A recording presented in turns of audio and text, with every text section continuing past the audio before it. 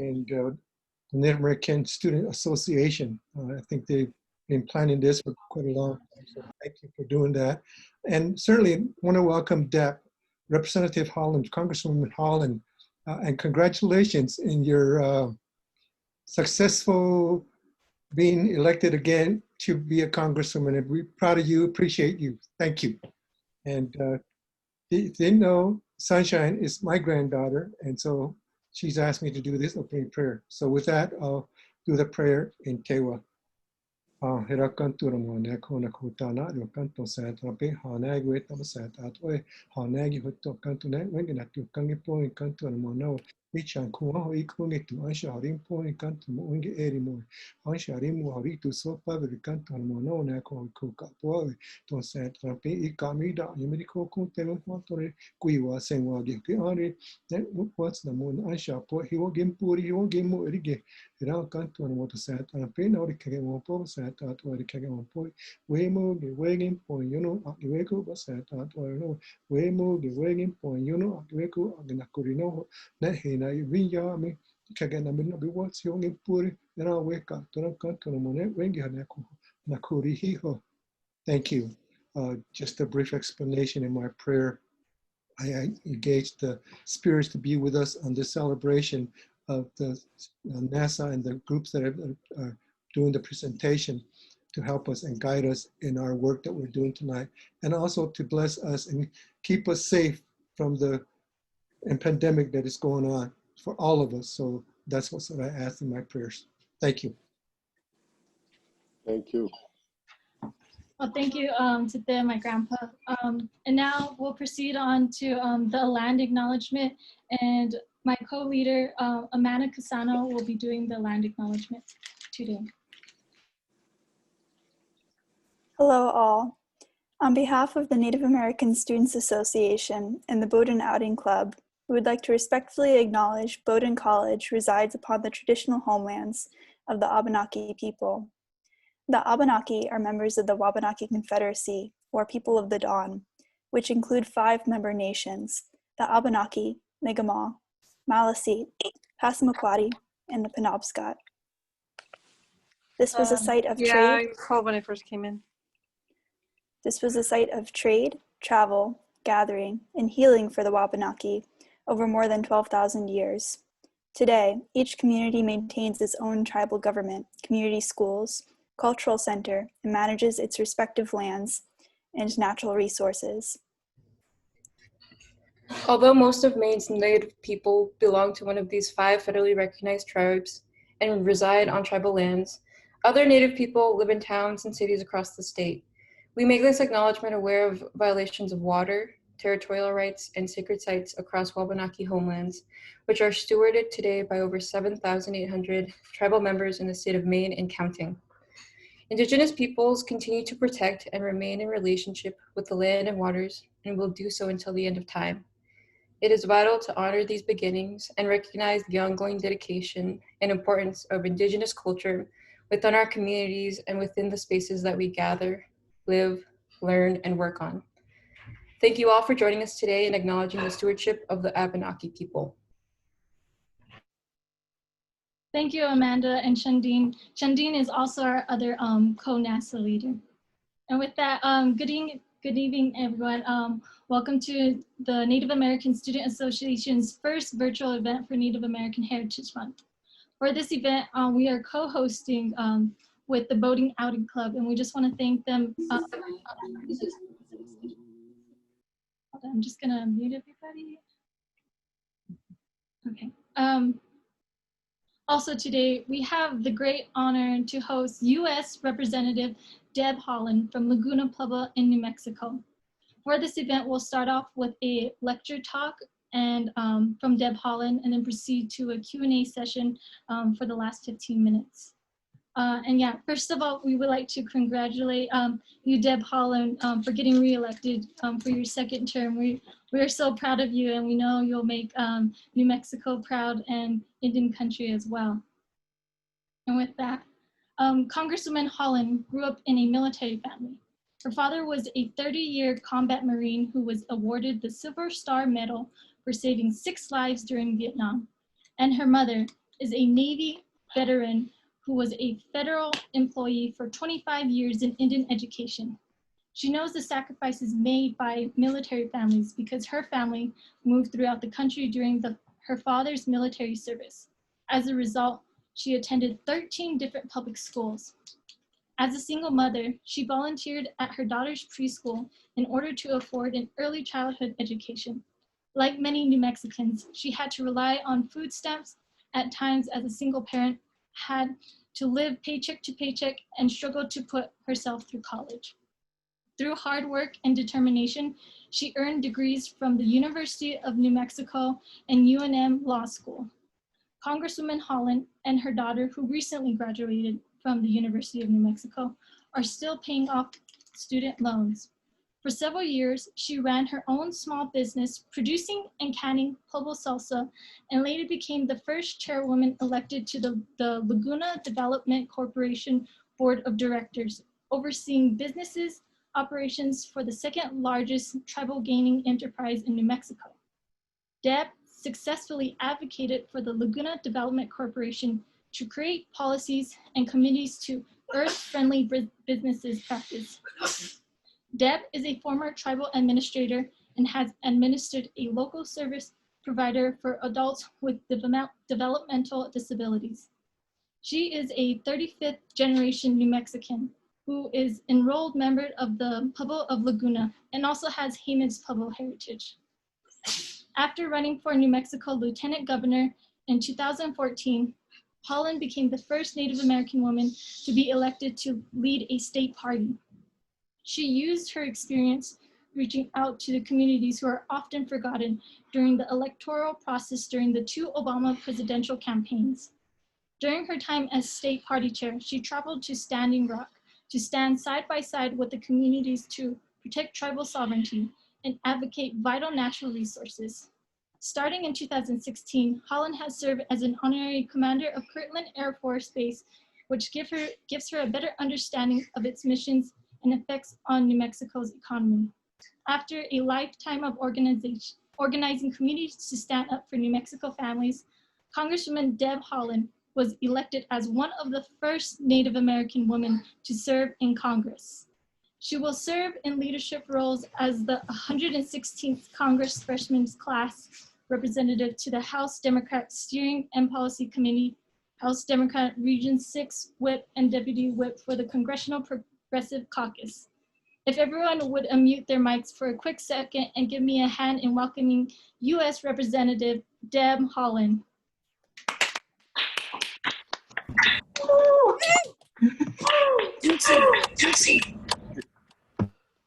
Thank you, everyone. That's so kind. Thank you so much. So kind of all of you. And I'm really, really happy to be here and to see all of you this evening, post-election. Just excited to talk with you about issues, right? The issues that are most important to you, to our up and coming leaders, to Indian country in general. And during this hour together, I hope to hear more from you than you hear from me, quite frankly, because I feel like I learn from all of you and your work, your help. The things that students bring up, the issues that they care about, they help to drive the work that my team and I do every day in Congress. And so I thank you all so much for giving me your time as well. With the President-elect Biden and our first woman of color vice president, this is a fresh start that we have ahead of us. We have a lot of work to do, but this victory of glass ceilings being shattered is something that should inspire us all. And also, the healing begins now. Thank you for inviting me to share time with you. I want to send a special thank you to Sunshine, the NASA co-leader, for working with my team for making this event a reality. I know that a lot of planning goes into things like this, and I applaud all of you who helped to organize it, but also who showed up to show your support of the Native American Student Association. It's so important to me to speak to the importance of solidarity from an Indigenous perspective. As a proud Pueblo woman and twice elected member of the United States House of Representatives, I understand Indigenous communities' deep roots and immense cultural diversity, not just here in New Mexico, but across the country. But each of the 23 tribes here in New Mexico has a unique identity with infinite potential to contribute to inclusive spaces, especially beyond the boundaries of the exterior boundaries of their respective communities.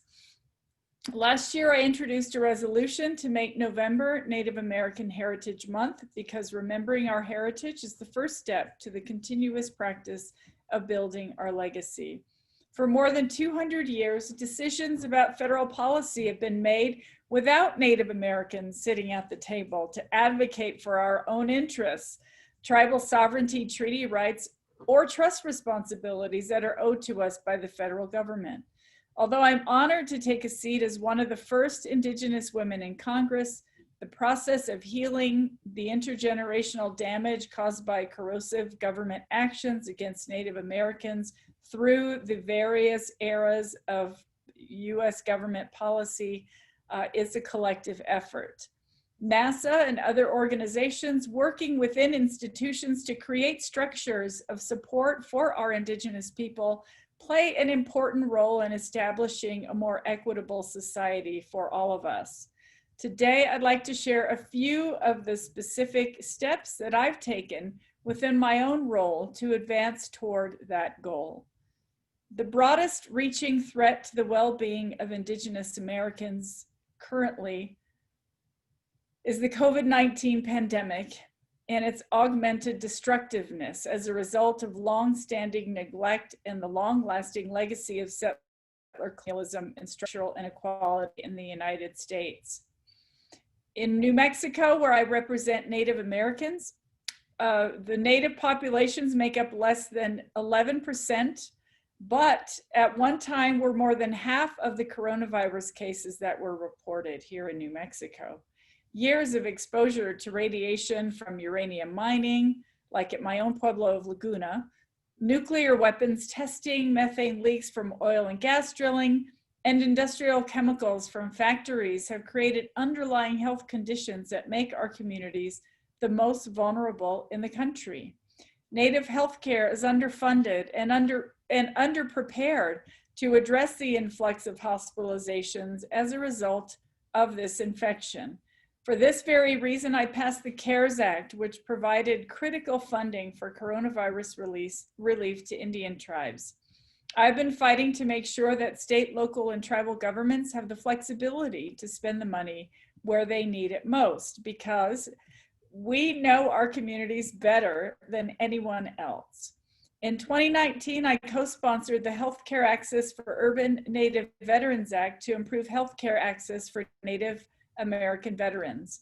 In July, I helped to award $2 million in grants to the New Mexico Human Services Department to fund behavioral health sciences during the COVID-19 pandemic. This August, I was pleased to help to award $640,000 to the New Mexico Department of Health to expand healthcare opportunities right here in my home state. Access to good health care is a right that the families and individuals affected by this crisis need affirmed now more than ever. It was only in 1924 that all Native Americans were granted citizenship, even though we've lived here since time immemorial, and the right to vote under federal law, although we know it took a lot longer for some Native Americans to have the right to vote. The work I'm doing to advocate for tribes in Congress is the result of corrosive federal policies that were established through the fictitious stories that other people told about our people and the consequences from all of that. I'm working to weave our Native voices into a system that's not traditionally our own to make sure these legal fictions do not persist into another detrimental federal Indian policy era. We can't forget to focus on missing and murdered Indigenous women. And immediately after I was elected to Congress in 2018, I directed my attention to that issue. I'm pleased to announce that 2 important bills became law in October, this just last month. My Not Invisible Act of 2019, which is the first bill introduced by 4 federally recognized tribal members, including Representative Sharice Davids, who is a member of the Ho-Chunk Nation, Representative Tom Cole from Chickasaw, Representative Mark Wayne Mullen, who is Cherokee, and myself. This bill, which is now signed into law, works to establish an advisory committee comprised of law enforcement, tribal leaders, survivors, and their family members, all to get together to address the harrowing epidemic of missing and murdered Indigenous women and to find jurisdictional solutions to the complex legal framework on tribal lands. We are going to rely on that committee structure to make sure that we know what needs to happen next. Additionally, I helped pass an updated version of Savannah's Act with Representative Norma Torres from California, which also will work to address MMIW cases by increasing coordination and communication between state, federal, tribal, and local law enforcement agencies, and improve the collection of data related to track missing Indigenous people. I'm extremely proud to have the opportunity to work with my colleagues to move these important bills to the finish line. As you know, in Indian country, families sometimes wait days or weeks for the authorities to respond to a call about a missing family member. And frequently, the families are the ones who lead the search parties. It isn't the law enforcement agencies. Federal policies like forced relocation and removal over generations mean that 71% of the Native American populations live in urban areas. Reports by the Urban Indian Health Institute identified 506 cases of missing and murdered Indigenous women across 71 urban cities. Our work cannot simply focus on policy solutions without emphasizing the safety of our communities. And this is why I'm in Congress. I want to center my community and our voices after being silenced for such a long time. And this brings me to my next subject I want to address, which is the impact that climate change has on Indigenous people and our communities. Before I came to Congress, I was an activist and an organizer. I went to Standing Rock to protect the Sioux tribe's water and land from the Dakota Access Pipeline, and I stood with the Gwich'in once I got to Congress in opposition to drilling for oil and gas in the Arctic National Wildlife Refuge. I support other communities of color and low-income communities that are most impacted by the environmental harms, like places like Flint, Michigan, where you've heard that all of their water is polluted and dangerous. The White Earth Reservation in Minnesota, and Albuquerque South Valley in my own congressional district. And I work to make sure that all their voices are heard. In 2019, I was a lead co-sponsor for the Chaco Culture Heritage Area Protection Act, which would protect a 10-mile radius around the canyon from oil and gas drilling. While I'm in Congress, I'll continue to fight to protect Indigenous land in New Mexico and beyond. Additionally, I've also co-sponsored numerous bills to preserve our environment at a national level. Earlier this year, I introduced the Climate Stewardship Act with Cory Booker of New Jersey to combat climate change by introducing reforestation practices and wetlands restoration.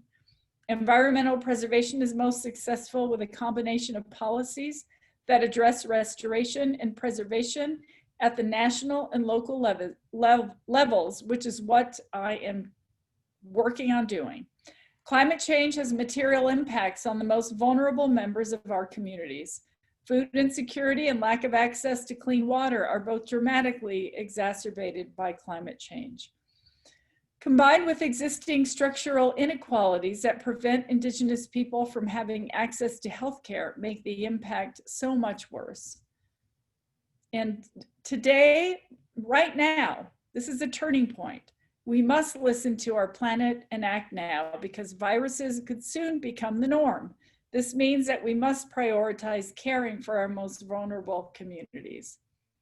Black and Indigenous communities need to be the center of all environmental policy protection.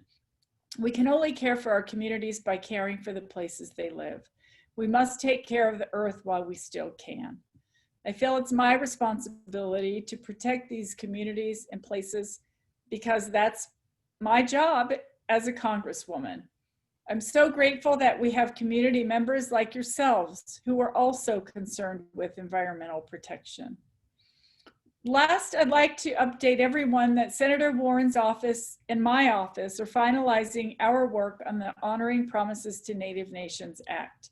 This bill works to resolve the federal funding barriers that were highlighted in the U.S. Commission on Civil Rights Broken Promises report that found the federal government has failed to fulfill its trust and treaty responsibilities to Native nations through lack of adequate federal funding to necessary programs for health, education, public safety, housing, and economic development. Since we're approaching the end of this Congress, any issues that aren't adequately covered or need to be tweaked in this version of our Honoring Promises bill will be modified when it's reintroduced during the 117th Congress. Our offices have been working very hard to make sure that we set this piece of legislation as a marker for adequate federal funding in Indian country, but it will be a working document as we move forward.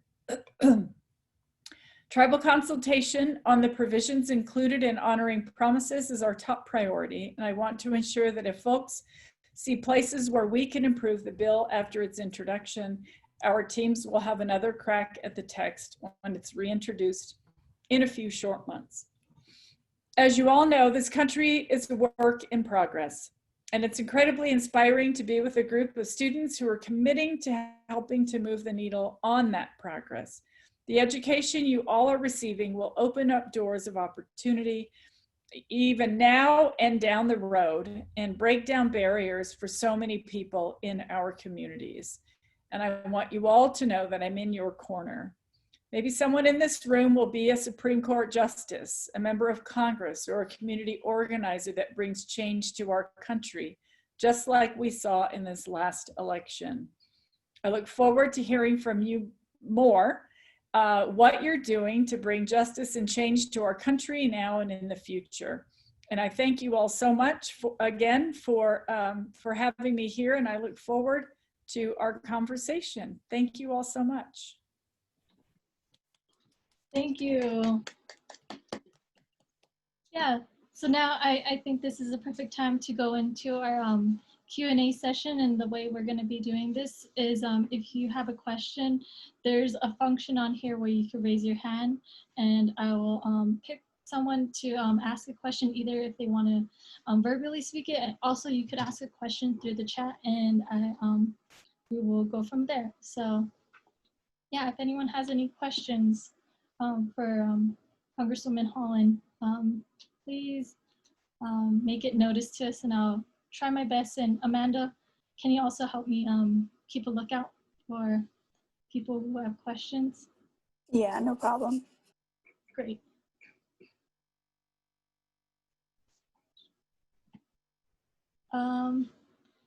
Catherine? Oh, you have? Hi, my name is Catherine Yeager. I'm Bowdoin class of 2009, and I'm a citizen of Potawatomi Nation. Before I ask my question, I would like to acknowledge I'm currently on Yakima and Wenatchee land in Leavenworth, Washington. I'm a special education and history teacher in Hillsboro, Oregon, near Portland. And I'm currently working on with our Indigenous coordinator to introduce Senate Bill 13 into our schools, which includes Indigenous curriculum.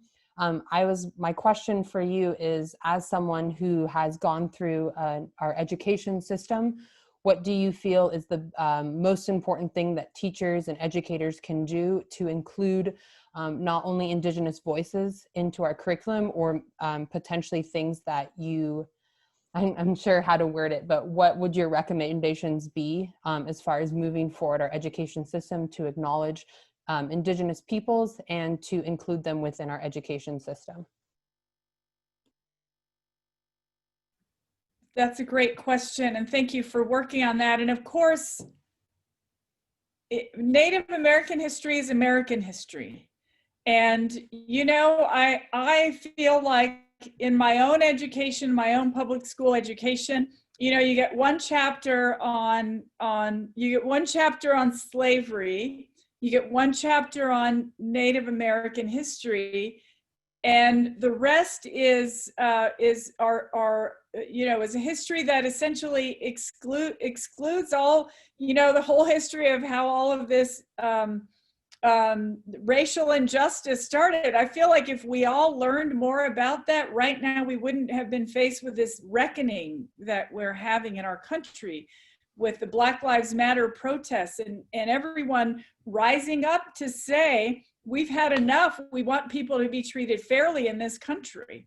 We've had enough. And so I think that we need to have a reckoning with our school system as well, and say that our children deserve to learn what the true history is of our country. And, my daughter, we were in California for a short while she was in elementary school. And, you get one, when you're in a California school, you get one chapter in 3rd grade and you do a project for Mission Indians. And that was really like the only thing. Of course, she learned a lot from me, and she learned activism from me too. And so she is definitely an activist right now. She's graduated from college and is 26 years old. So I feel like, until we're in a place where we can absolutely say, this is all of our history, whether you're Native or not, if you live in this country, this is the history of our country.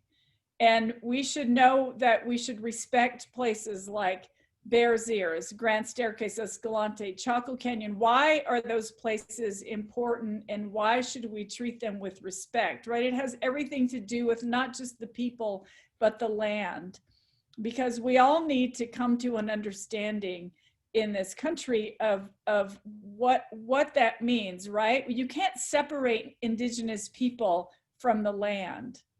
That doesn't work. And that's why assimilation policies never worked in our country, right? They tried to mainstream everybody. They plucked Native children out of their communities to put them in boarding school, and it never worked. It didn't break us up. It didn't take our communities completely apart. Everybody always knew where to go back home, because you can't separate us from the land. And so I feel like until the time comes where we do have a way to make sure that everyone in this country knows and understands what our true history is, which includes Native American history, that it's up to Native students to raise their hands in class and talk about these things, right? To ask questions, to make sure that their fellow students know and understand that there is something deeper out there than just learning about our quote unquote forefathers, right? So, back when the whole thing about Mount Rushmore was happening, when the president was going to have a big rally there, during a pandemic, all his super spreaders all over the place. I posted a picture on my Twitter of what that sacred mountain looked like before it was Mount Rushmore. And I got so many comments on my Twitter saying, oh my God, I never thought of that before. I've only seen it as Mount Rushmore. I never thought that it was something else before that. That's sacred tribal land. And we need to recognize that, right? I just feel like the land is one of the key things, because you cannot separate us from our ancestral homeland. And I really appreciate all of you, having your land acknowledgement. And I'm sorry I was remiss in mine, but I am joining you today from the ancestral homelands of the Tanoan people and the Tiwa people. And I can't look out my window, but I could go to my front door and see the Sandia Mountains from my yard, and know that I'm on tribal land. So thank you for that question. Thank you for answering that. Deb Haaland. Our next question we have here in the chat, and it's from Michael Reed, and it says, what do you think are the most immediate actions that President-elect Biden should take to address the challenges facing Native people? Well, I think that he's on the right track already. He was in, you know, he was president-elect for less than 24 hours when he started working on a coronavirus task force. President Trump hasn't done anything about the coronavirus. He's done nothing except to spread it to, you know, across the country with all of his rallies and his White House super spreaders. Vice President Biden, President-elect Biden, was in office less than 24 hours before he started working on a coronavirus task force. I think making sure that our country is healthy is the first order of business, because as I mentioned in my remarks, this virus has affected Native communities at a higher rate than a lot of other communities. And yes, it's partly due to the fact that we live in so many polluted areas. We're the largest methane cloud floating above the northwest corner of my state, as well as so many other issues with pollution and so forth. So I think that's number one. Number two is, you know, Vice President or President-elect Biden, he has promised his tribal policy. He has promised to make sure that tribes get the proper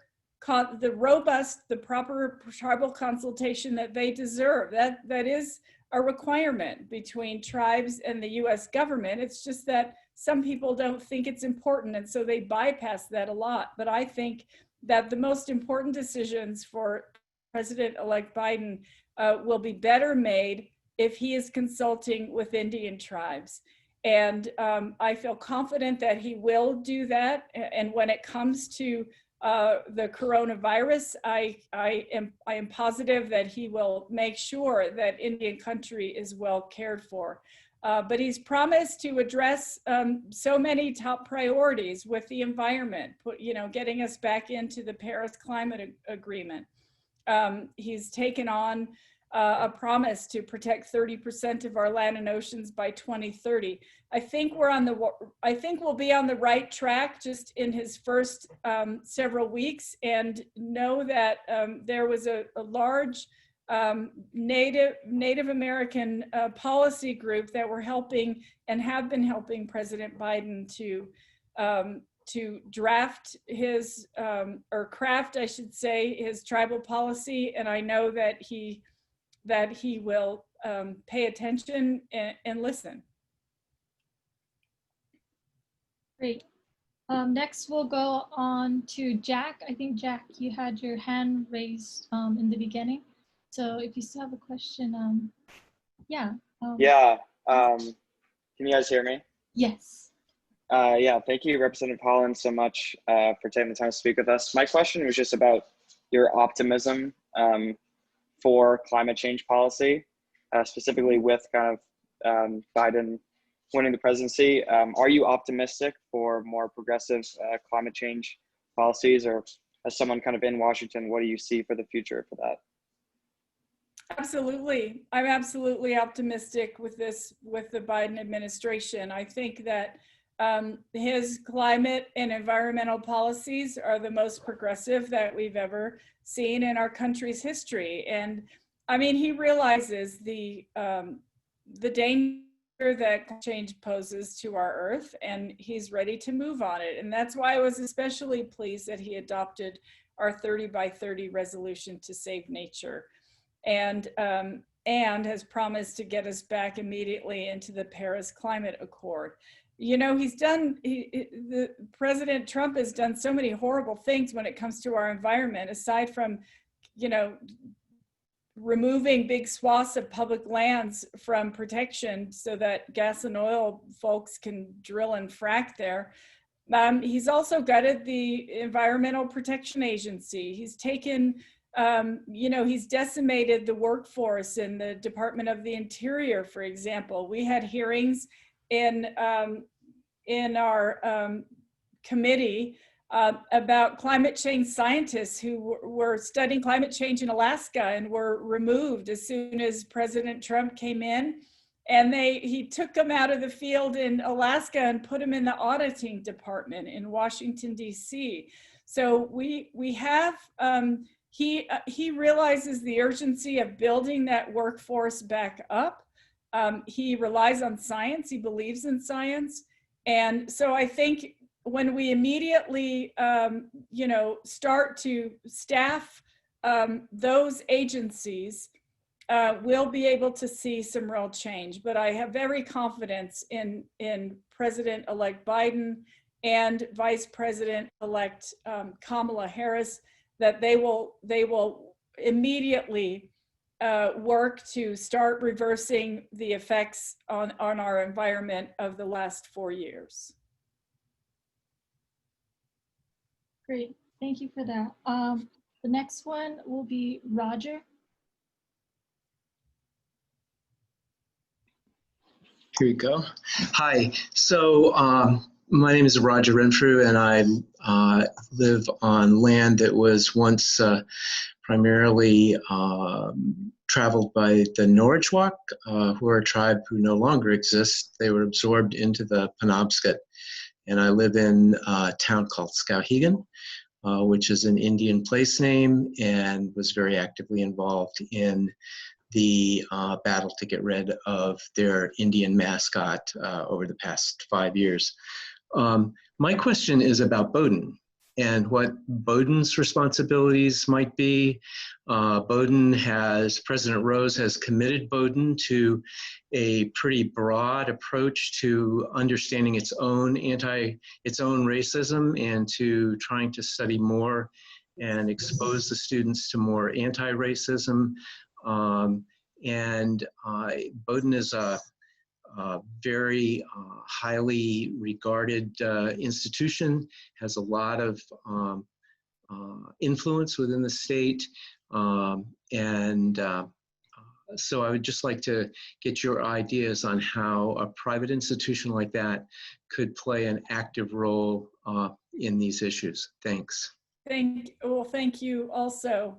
And I feel like, private institutions have opportunities to really make a difference. What I would say is that any institution, though, can show its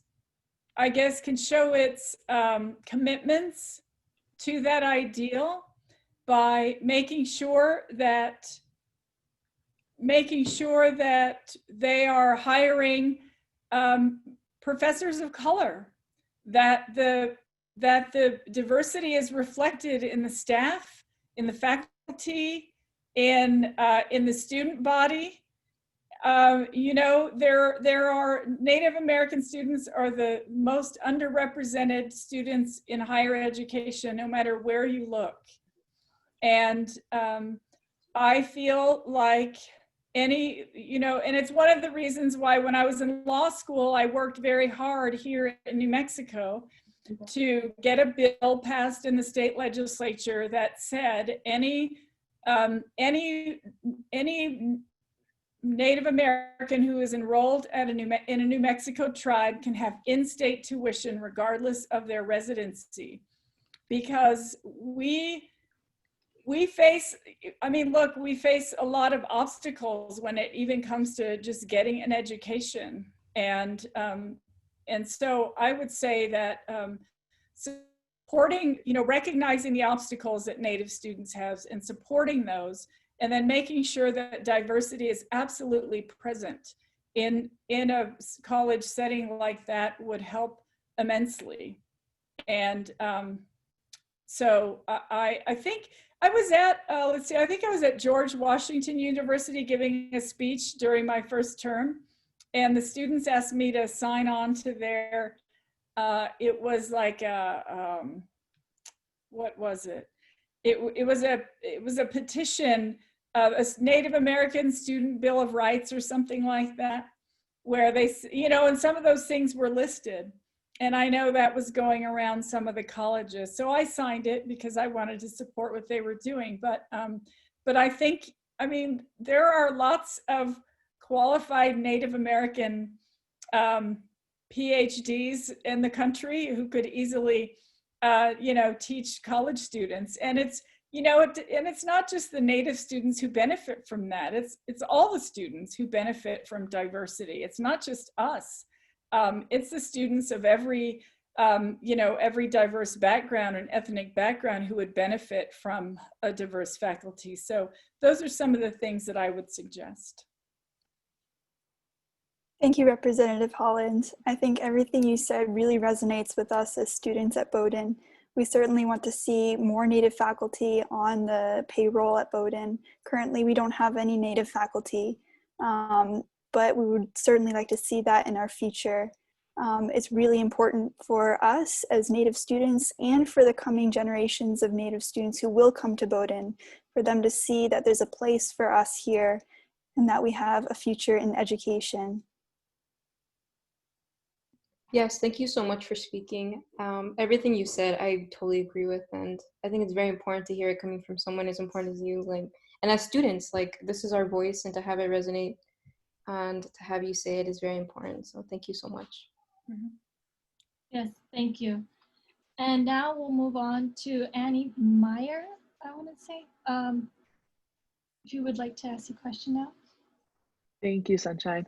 Hi, Representative Haaland. Thank you so much for joining us. It's quite an honor to be speaking to a member of Congress. My name is Annie. I'm a senior at Bowdoin. And I've been working on a project analyzing the Savannah Act. And I was just wondering if you could speak a little bit about kind of like why there is such an immense lack of data surrounding Native communities, and like whether or not you think the Savannah Act will like actually be helpful in aiding to this crisis of missing and murdered Indigenous women and girls.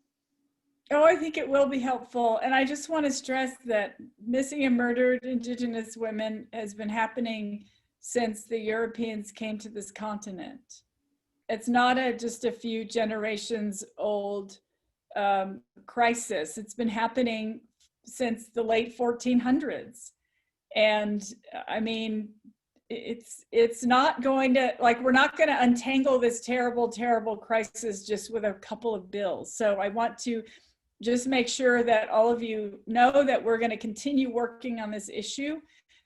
We are going to, once these pieces of legislation start working, we'll be able to see like more of what we need. And one of those issues is funding, and that goes along our Honoring Promises to Native Nations Act, which I think will work along with these other pieces of legislation to move those issues forward. But yes, lack of data,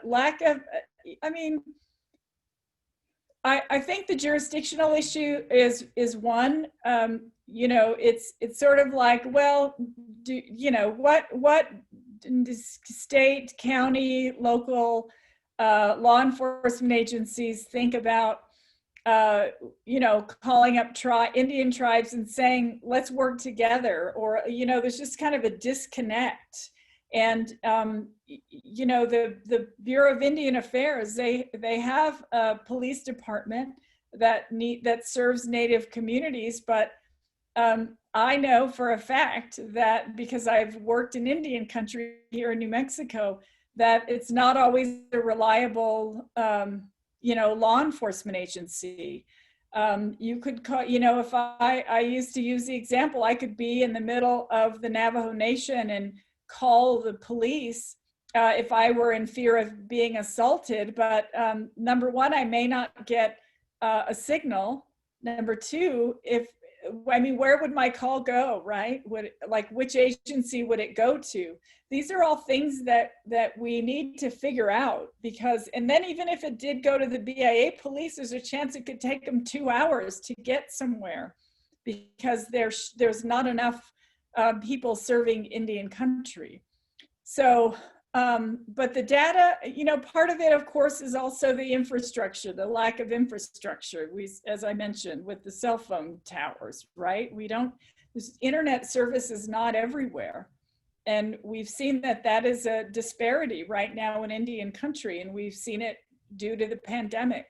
There's a lot of students who are unable to connect with their schools and their teachers because of that. So, so I think that those are all things that kind of work together to give us the reasons why we're pushing for legislation like this. And so I think that with a requirement, that means with a requirement for them to share data, that means that it's also up to us to make sure that they have the infrastructure to be able to do that. So we'll just keep working at all of those issues. Yes, thank you. Yeah, those are some very important questions and comments. And that was my little brother. You wanted to see up close. Yeah, and so our next question is from one of our NASA members. Her name is Cami, and she is Navajo.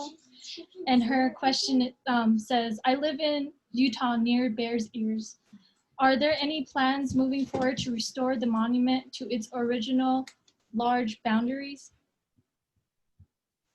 If I have anything to do with it, yes. Absolutely. That is wonderful to hear. And our next question we have is from Kate. And Kate asks the question, what are good ways for us to help the environment? What do you think we all should be doing? And this is from from the 9-year-old Ethan, who has joined her on the call. Thank you so much, Ethan. That's such an important question. I think one of the most important things that all of us should do is to vote. The vote in Indian country is important, and we need to keep electing people who care about the environment and vote out the people who don't care, because we need people at the decision-making table to make the decisions to move forward on these issues. And so right now, we just finished an election. Thank goodness we were able to get a number of really good folks into office who care about this issue immensely, but it doesn't stop there.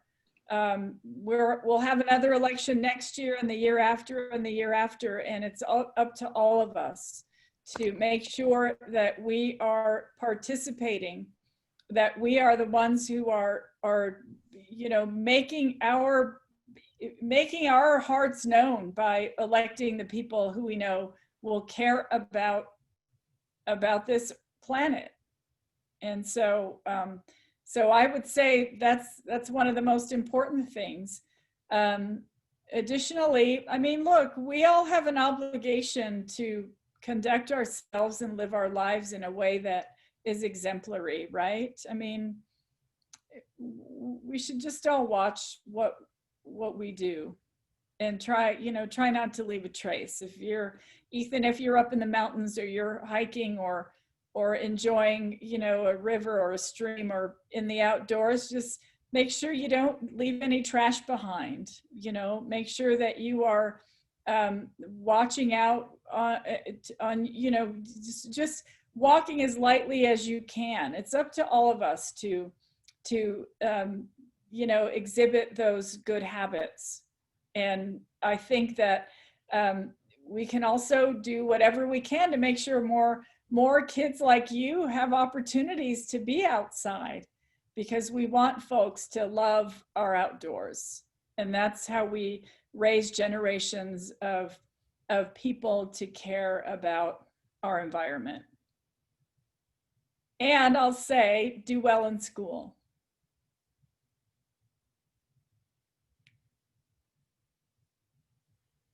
Yes.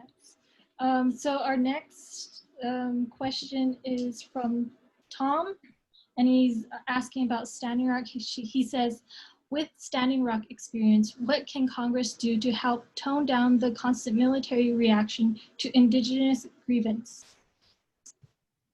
Oh my gosh. Well, I mean, I'm going to always keep an eye out for that. That should, things like that should never happen. And we saw a lot of that even, now in the Black Lives Matter protests over the last several weeks, that a lot of law enforcement folks were abusing their power. And that was on the ballot this time around. Those issues are before Congress, and we have taken note. We've had hearings on those issues, and we're going to keep working to make those things better. Great, and we're almost running out of time now. And we will go next to Raven's question. Do you believe Pueblo women should be able to run for governor positions in their respective tribes? Look, if I had my way, of course. That being said, I'd like to just say that I recognize and respect our traditional roles, our traditional values. But I feel like colonization has had a direct negative impact on Pueblo women. We have been leaders in our communities for centuries, and then, colonization happened, and it's almost like, certain parts of that colonizing effect on our people have never left.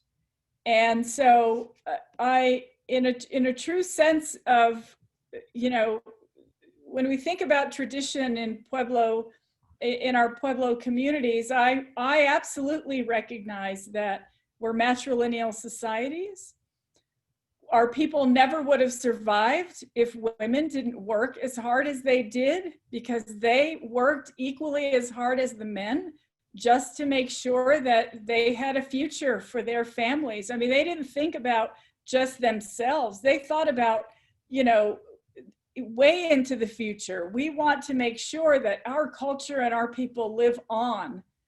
And so the women they worked equally as hard. They took all of those burdens on, and they never stopped. And I see that exemplified in my own grandmother, God rest her soul. She was the matriarch of our family. No one worked as hard as her ever. And when she told you to do something, you better do it.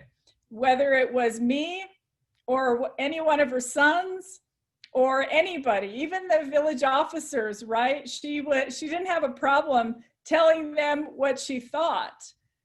She was a very strong woman and believed very wholeheartedly that she deserved respect. And she did.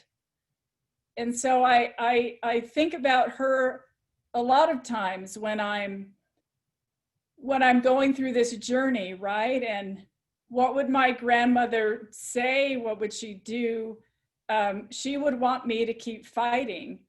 And so that's why I am here. And so I just want us to always remember that, our people suffered colonization, and it's lingered on in some really astounding ways.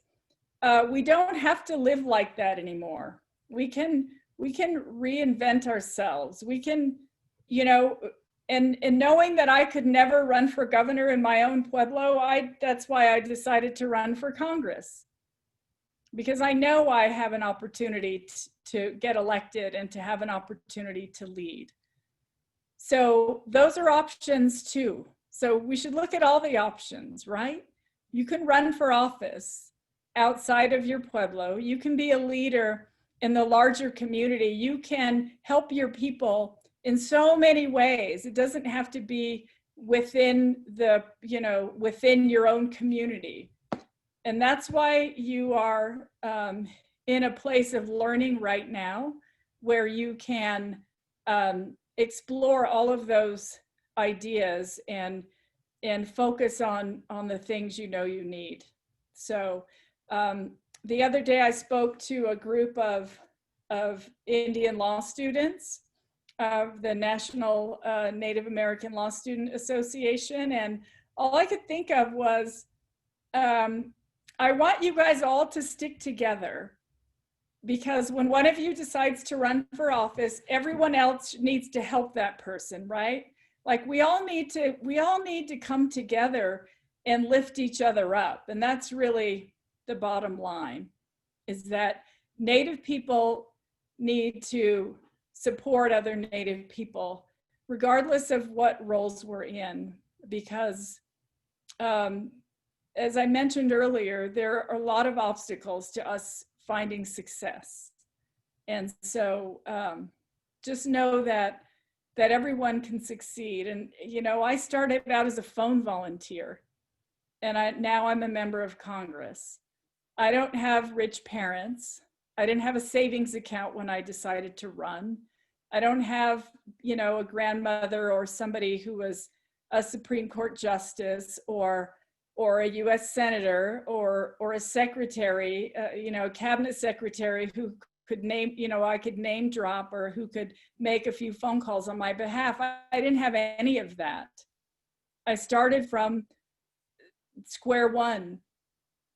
And I just feel like no matter what it takes, we owe it to our people, and we owe it to our fellow human beings to be the best we can be and to work as hard as we can to make sure we're moving our communities forward. So I wish all of you the most success you can ever have. And you don't necessarily, you know, have to be in elected office to accomplish that. But you'll know for yourselves when you get there. Thank you, Representative Haaland. We really appreciate it for coming out and speaking virtually to all of us. And we just want to thank you and thank your team and Sophia for working with me to put on this event. And thank you, my NASA co-leaders, for helping me out, and the BOC for helping us put this together, and also Eduardo and Felix for getting everything together as well. And with that, I don't know if you have received it yet, but we sent in the mail a Wabanaki basket, a small one, to thank you for talking with us today. And we wanted to share part of Maine's culture with you, so that we thought that would be a nice way to do it. And as we end today, my grandfather, Gilby Hill, will be doing our closing prayer. Thank you. Thank you all.